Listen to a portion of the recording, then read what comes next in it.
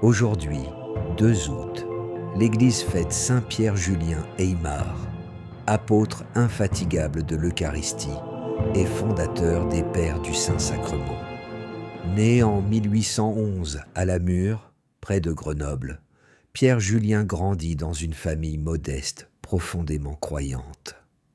Très tôt, il ressent un attrait puissant pour la prière, et notamment pour l'adoration eucharistique. À seulement 5 ans, il est déjà vu agenouillé pendant des heures devant le tabernacle. Ce lien intime avec le Christ dans l'Eucharistie deviendra le cœur de toute sa vie. Ordonné prêtre diocésain en 1834, il rejoint ensuite les Pères maristes, où il se distingue par son zèle missionnaire et sa prédication. Mais une soif plus profonde l'habite, faire aimer Jésus hostie. En 1856, après de longues prières et des luttes intérieures, il quitte les maristes pour fonder la congrégation du Saint-Sacrement. Son but, réveiller dans l'Église une ferveur nouvelle pour l'adoration eucharistique, surtout parmi les laïcs. Avec une foi ardente, il multiplie les prédications, les écrits, les retraites.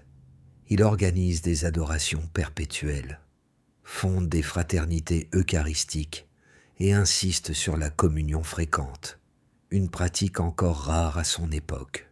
Son message est simple mais radical. L'Eucharistie, c'est Jésus. Il est vivant. Il nous attend. Il veut nous transformer. Pierre Julien affronte pourtant de nombreuses épreuves. Incompréhension, problèmes de santé, pauvreté. Mais il persévère, convaincu que l'avenir de l'Église passe par un renouveau eucharistique. Il meurt en 1868 à La Mure, épuisé mais rayonnant de paix. Il sera canonisé en 1962 par le pape Jean XXIII. Aujourd'hui, son héritage est immense. Des maisons d'adoration dans le monde entier, une spiritualité centrée sur l'amour du Christ dans l'hostie, et des milliers de fidèles touchés par sa simplicité et sa ferveur.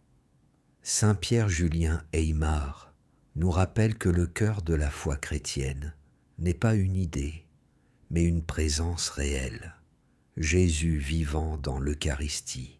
Prions-le aujourd'hui pour raviver notre soif de Dieu, notre amour du Saint-Sacrement et notre foi vivante.